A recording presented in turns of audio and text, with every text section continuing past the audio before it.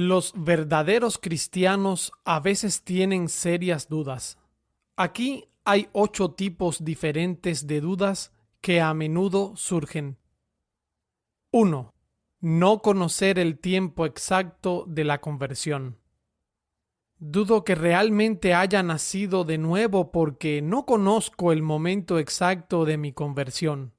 Tampoco puedo trazar los pasos que me llevaron a convertirme en cristiano. Respuesta. Aunque es deseable que puedas describir el comienzo de la obra del Señor en tu vida y el crecimiento gradual que has experimentado, esto no es necesario para probar que eres realmente un cristiano. Debemos recordar que la obra del Espíritu Santo es un misterio. En el Evangelio de Juan leemos sobre Jesús curando a un ciego. Este hombre simplemente dijo: una cosa sé, que habiendo yo sido ciego, ahora veo. Juan 9:25. Cuando vemos una llama, sabemos que hay un fuego, aunque no sepamos cómo comenzó. Aún así, podemos saber que somos cristianos, aunque no sepamos cómo o cuándo ocurrió todo. ¿Crees en el Señor Jesucristo? ¿Te has arrepentido de tus pecados? ¿Ha habido un cambio en tu alma? ¿Tu mente tiene luz? ¿Quieres obedecer a Dios en todo por causa de Jesús, quien murió en la cruz? ¿Amas a otros creyentes? ¿Huyes de los males de este mundo malvado? Si contestas sí a tales preguntas, entonces no necesitas preocuparte por esta duda. 2. La lucha contra el pecado. Si soy realmente un cristiano, una nueva criatura en Cristo, ¿por qué sigo luchando contra el pecado? Respuesta. Por supuesto que no queremos poner almohadas para que los hipócritas puedan descansar tranquilos complaciendo su pecado y haciendo la gracia de Dios esclava de sus lujurias. Por otro lado, necesitamos recordar que todos pecaron y están destituidos de la gloria de Dios. Romanos 3:23. El pecado puede prevalecer a veces incluso sobre los hijos de Dios. ¿Gimes bajo el peso del pecado y la corrupción de tu naturaleza?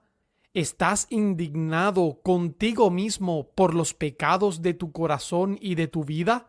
¿Te esfuerzas por llevar a la muerte tus deseos, huyendo diariamente a la sangre de Cristo para obtener el perdón y mirando a su Espíritu para la santificación?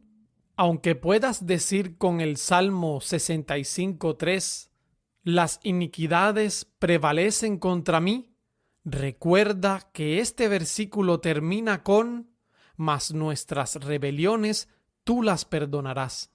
La nueva criatura en Cristo es como un hombre que no vive solo en una casa. Un malhumorado compañero vive con él en la misma casa. Su nombre es corrupción remanente. Estos dos luchan por el control constantemente uno contra el otro. El deseo de la carne es contra el espíritu y el del espíritu es contra la carne. Gálatas 5:17. A menudo la vieja corrupción prevalece y hace que el Hijo de Dios sea cautivo de la ley del pecado. Romanos 7:23. No dejes que sus ocasionales victorias te hagan concluir que no eres un hijo de Dios.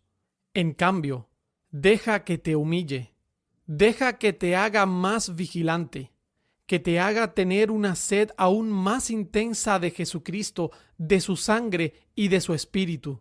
El principio de gracia dentro de ti, el nuevo nacimiento en Cristo, buscará la destrucción del mismo pecado que tan a menudo te derrota. 3. Un corazón más turbulento. Encuentro que mi corazón ha estado más turbulento que antes de que me convirtiese en cristiano. ¿Es esto consistente con alguien que se supone que ha sido cambiado por Cristo?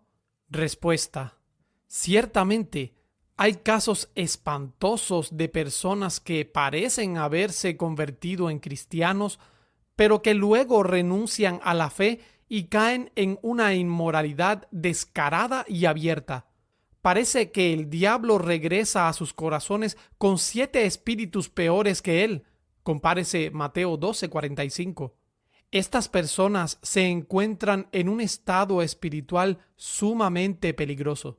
Se arriesgan a pecar contra el Espíritu Santo. Deben arrepentirse antes que sea demasiado tarde.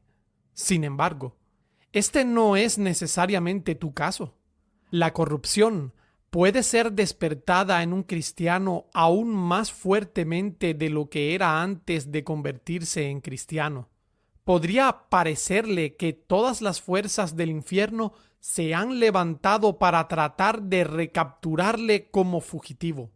Tal conmoción puede ocurrir en aquellos verdaderamente cambiados por Cristo. Cuando la gracia restrictiva se enfrenta a la corrupción en un nuevo creyente, no es de extrañar que la corrupción trate de luchar. Se rebela contra la ley de mi mente. Romanos 7:23. El pecado resistirá con más fuerza cuando sepa que este nuevo principio busca echarlo fuera. Cuando el sol brilla a través de una ventana, vemos todo el polvo de la casa que antes no veíamos. Así que cuando la luz de la gracia brilla en nuestras vidas, vemos la corrupción dentro de nosotros y que no habíamos notado antes. El pecado no está del todo muerto en el alma del creyente. Está muriendo una muerte lenta. Está siendo crucificado. No es de extrañar que empiece a luchar tan intensamente.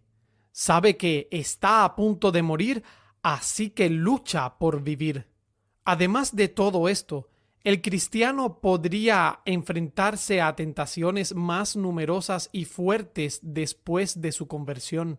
Satanás tiene que trabajar más duro para tratar de traer de vuelta a uno que ha escapado que para mantener a uno que todavía está cautivo.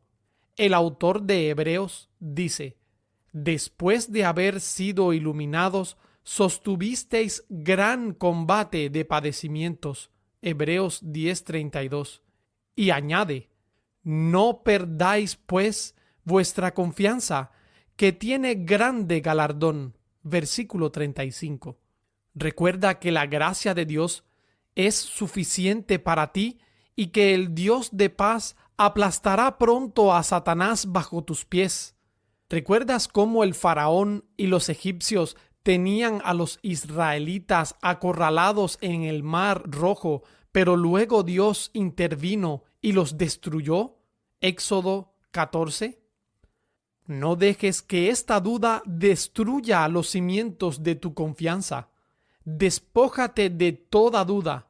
Sé fuerte en el Señor y en el poder de su fuerza, y saldrás victorioso. 4. Amor por las cosas de este mundo.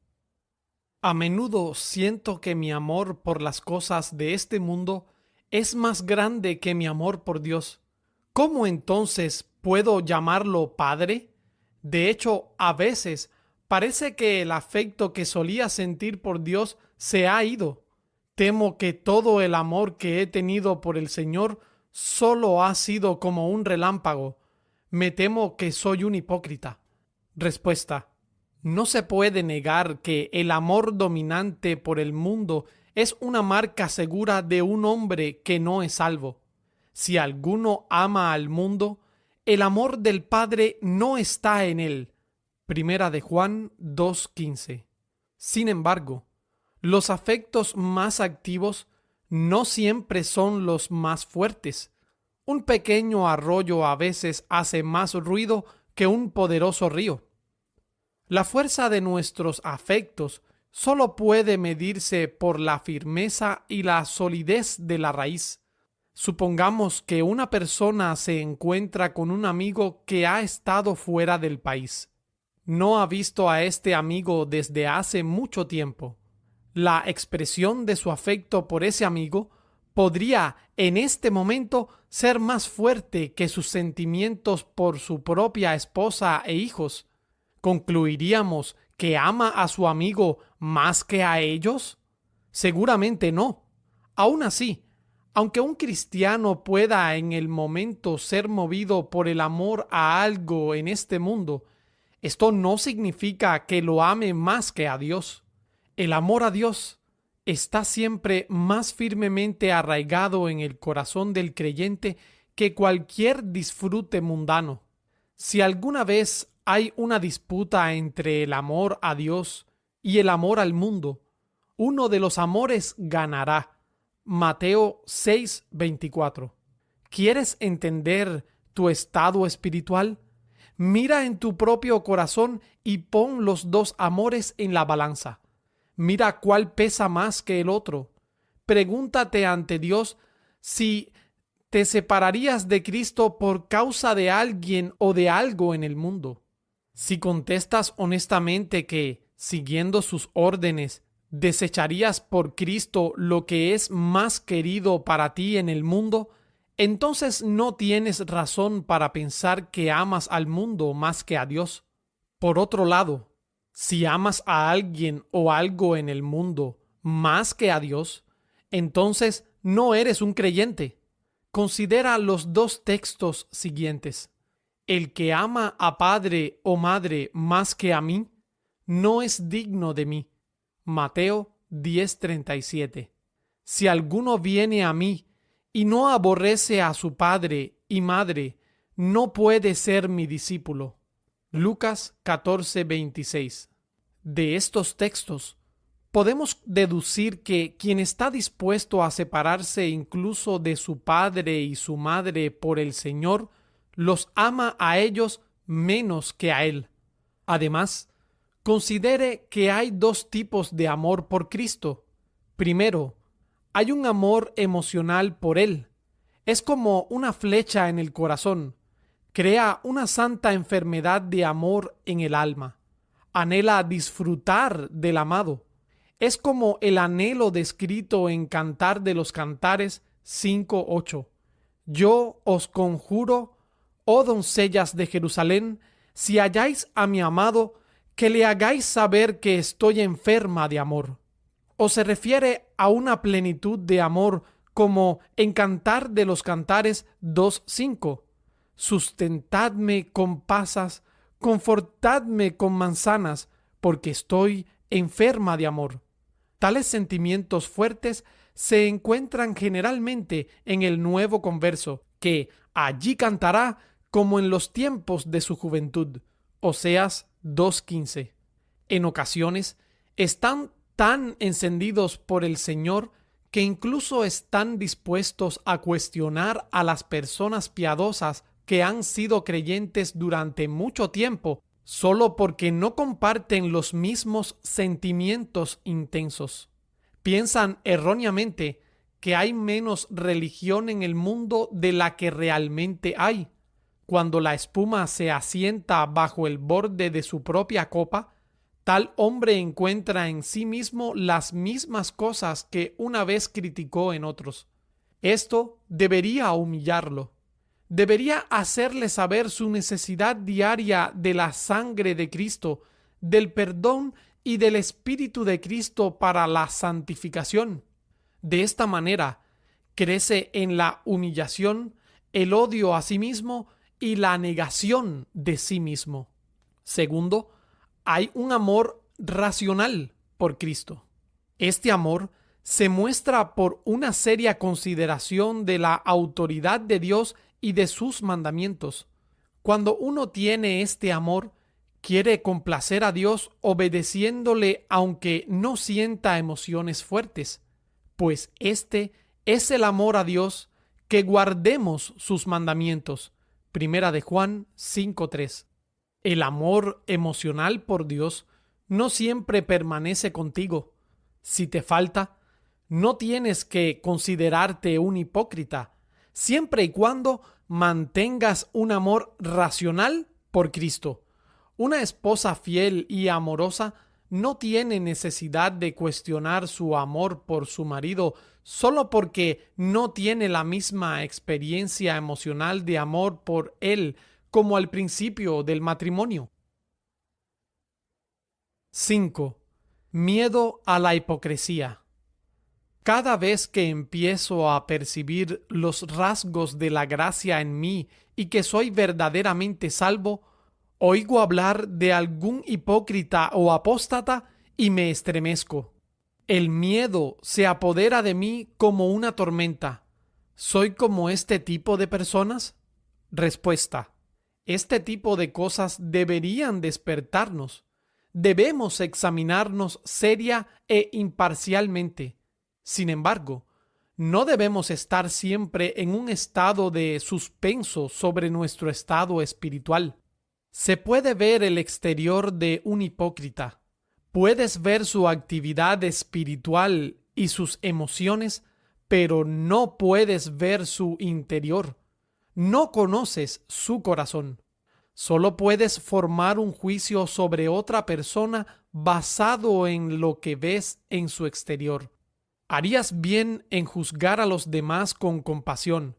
Como dice 1 Corintios 13:5, no piensa el mal. De nuevo, no puedes conocer los motivos secretos de sus acciones.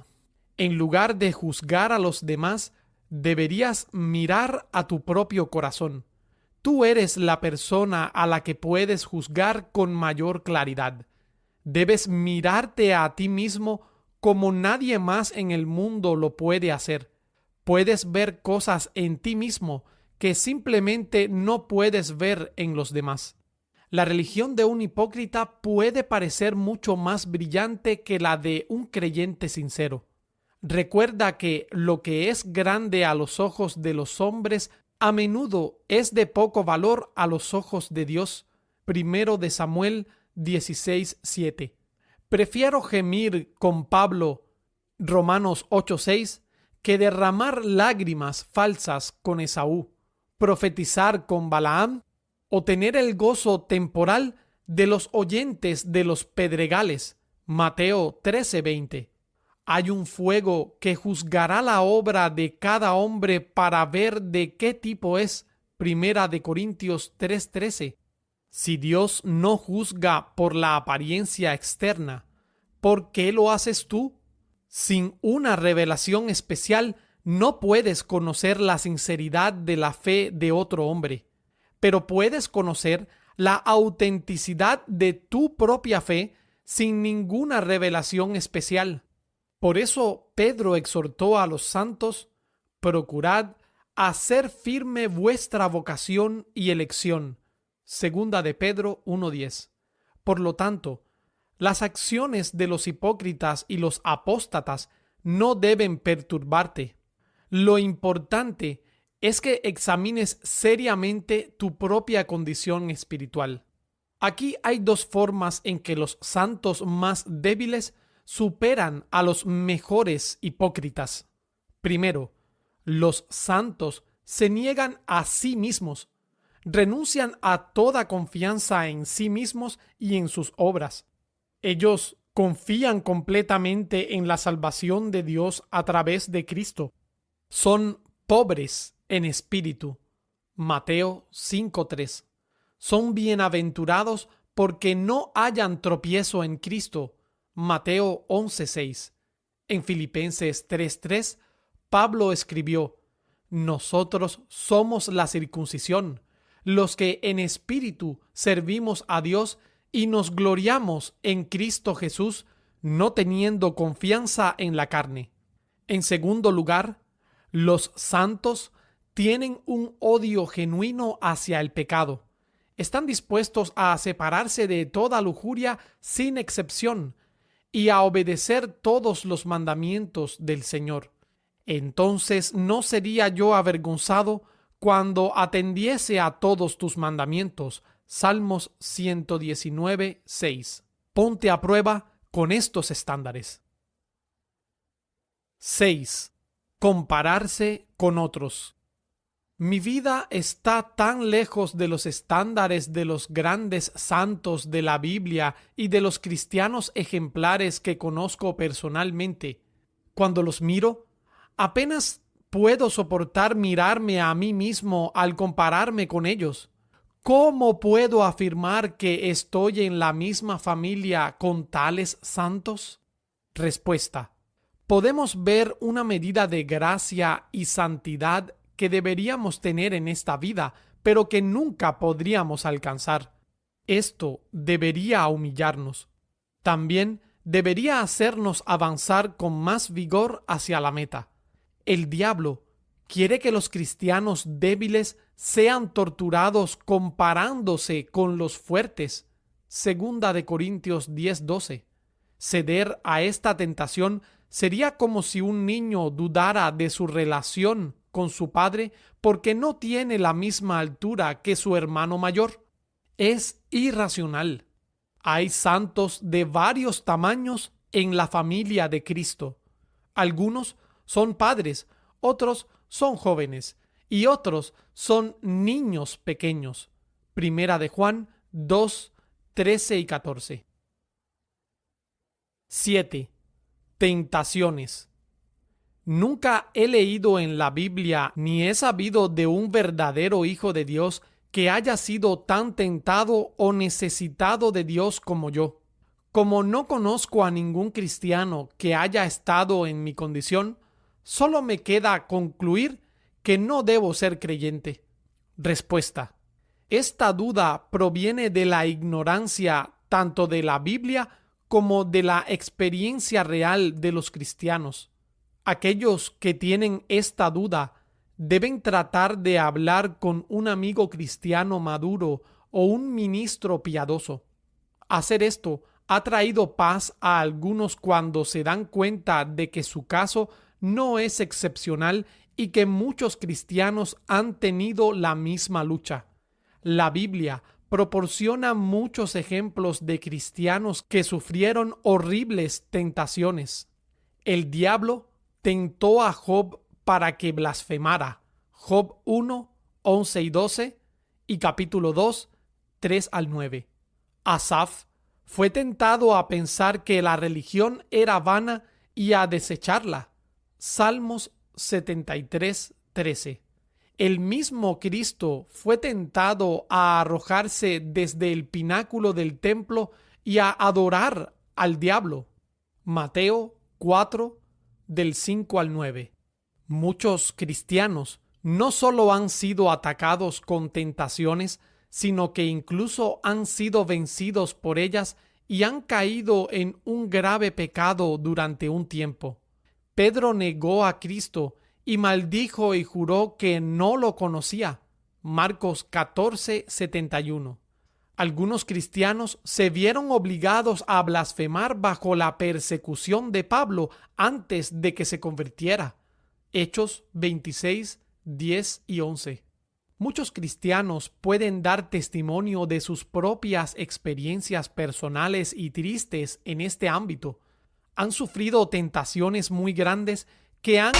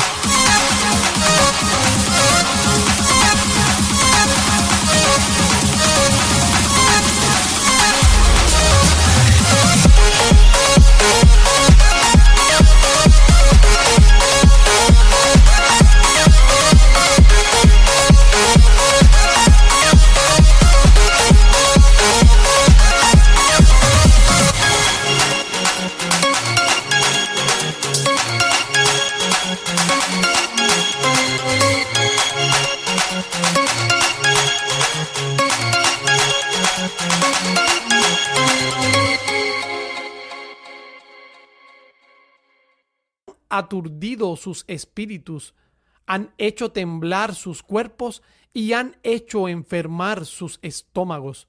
Los dardos de fuego de Satanás pueden causar grandes daños. Se necesita una gran diligencia para extinguirlos o bloquearlos con el escudo de la fe. Efesios 6:16. A veces Satanás lanza tantas bolas de fuego a nuestra casa que todo lo que podemos hacer es correr sin cesar de un lado a otro para apagarlas. Debemos recordar, sin embargo, que el simple hecho de ser tentado no es pecado. Es pecado solo cuando consentimos la tentación.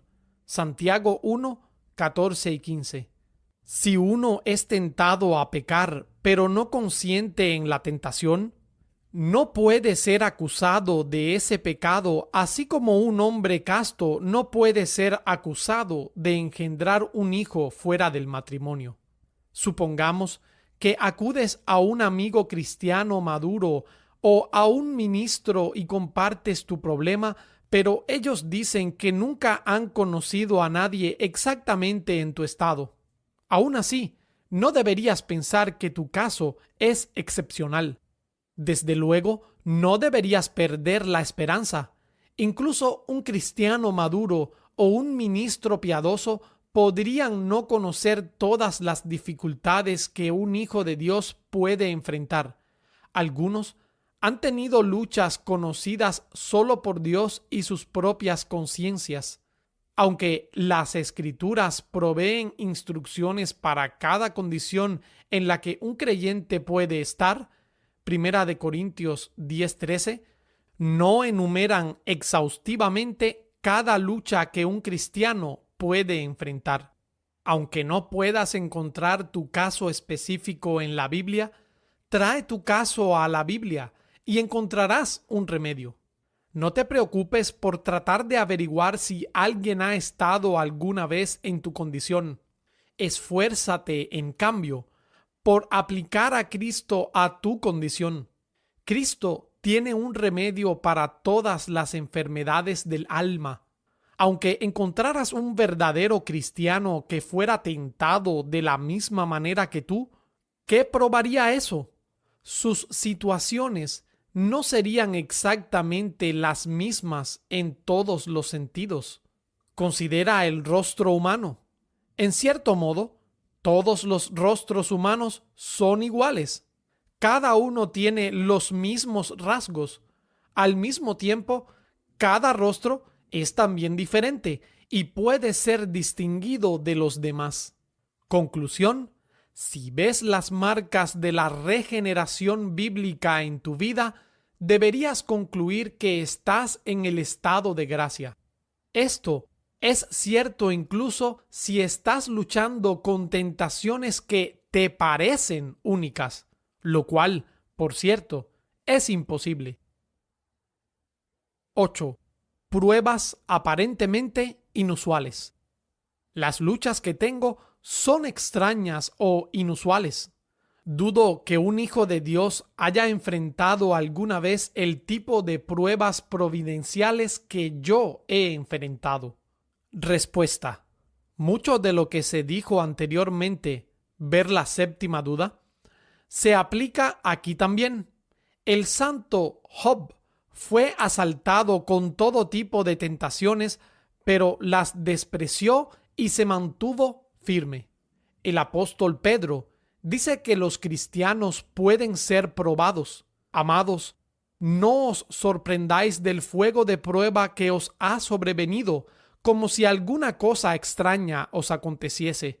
1 Pedro 4:12. A veces viajamos por caminos donde no podemos ver huellas ni de hombres ni de bestias. Sin embargo, no podemos concluir de esto que nadie haya ido por este camino antes que nosotros. Aunque no puedas ver las huellas del rebaño en el camino de tu aflicción, no debes concluir que eres el primero en recorrer ese camino. Pero, ¿y si fueras el primero en caminar por ese camino? En teoría, algún santo u otro puede ser el primero en beber de una copa amarga. Pero incluso entonces, si tal cosa fuera posible, ¿Quiénes somos nosotros para cuestionar las circunstancias providenciales que Dios nos ha dado? En el mar fue tu camino y tus sendas en las muchas aguas, y tus pisadas no fueron conocidas. Salmos 77, 19. Si el Señor te llevara al cielo por algún camino remoto, por así decirlo, no tendrías motivos para quejarte. Debemos aprender a permitir la debida libertad para la soberanía de Dios. Cumple con tu deber. No dejes que ninguna dificultad que enfrentes te oculte el hecho de que estás en un estado de gracia.